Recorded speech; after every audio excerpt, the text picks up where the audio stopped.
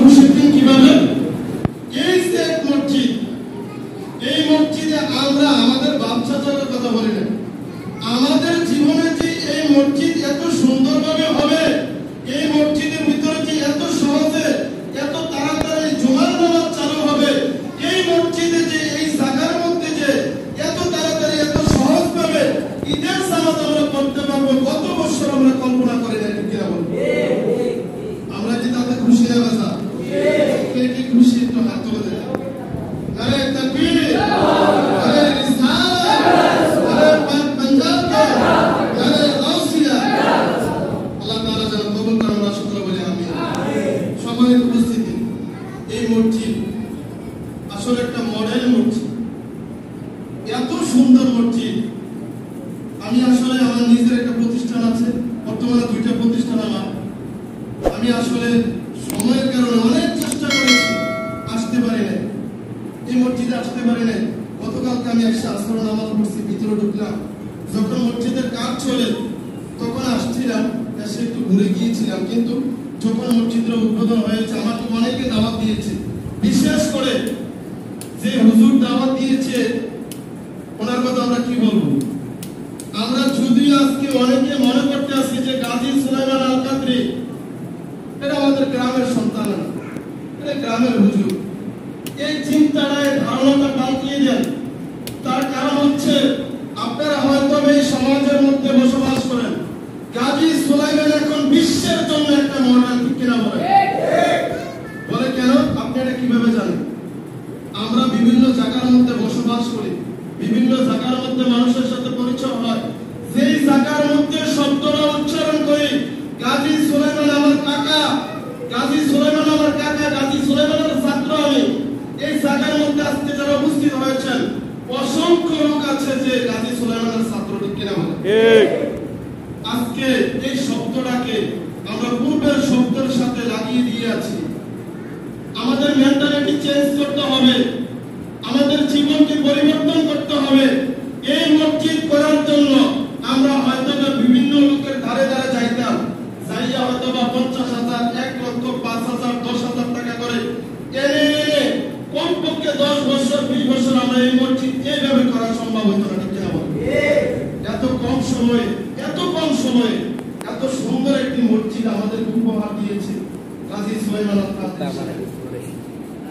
আরে সবচেয়ে বড় বিষয় হচ্ছে যে হুজুর আপনারা এত সহজভাবে পান, এত সহজে আমাদের মাঝে এসে যা,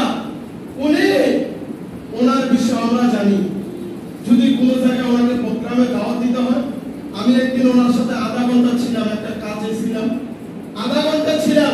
আধা ঘন্টার মধ্যে কমপক্ষে লন্ডন, আমেরিকা, বিভিন্ন দেশ থেকে অসংখ্য ফোন দিয়েছে প্রোগ্রামের জন্য।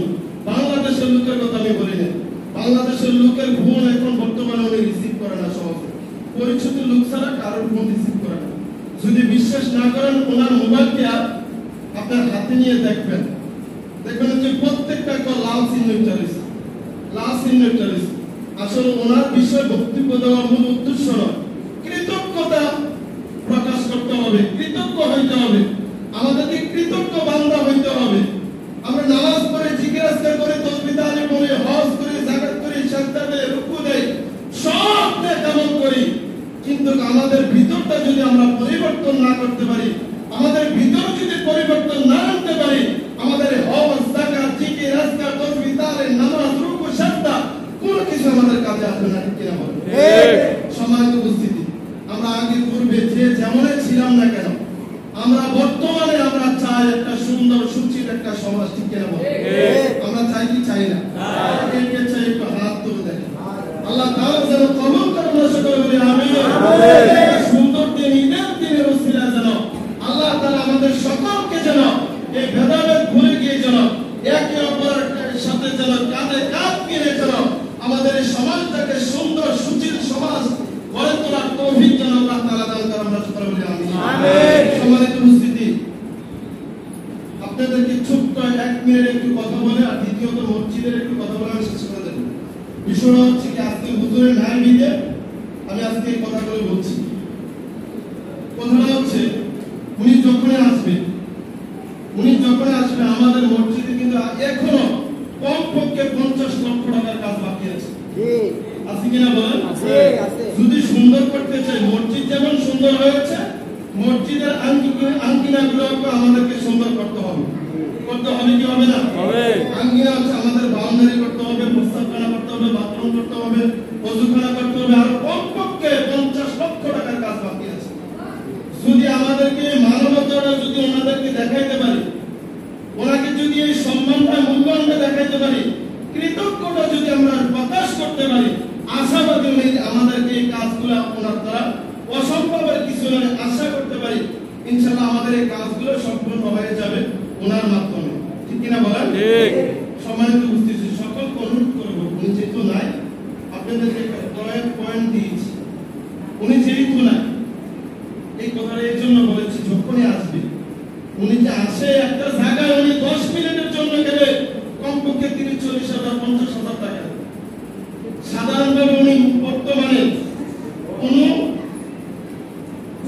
ছাড়া যে কি বলে অগ্রিম পেমেন্ট ছাড়াই ওনাকে কমপক্ষে 1 লক্ষ টাকা দেয়। আমার মাদ্রাসা আমি মাহফিল করিয়েছি, শাহপুর দরবার শরীফের হুজুর কেবলা, বর্তমান হুজুর কেবলা আমাকে বলেছিল, হুজুরকে দাওয়াত দিতে গিয়েছিলাম মাদ্রাসার জন্য, সাথে কাকে দাওয়াত দিবেন?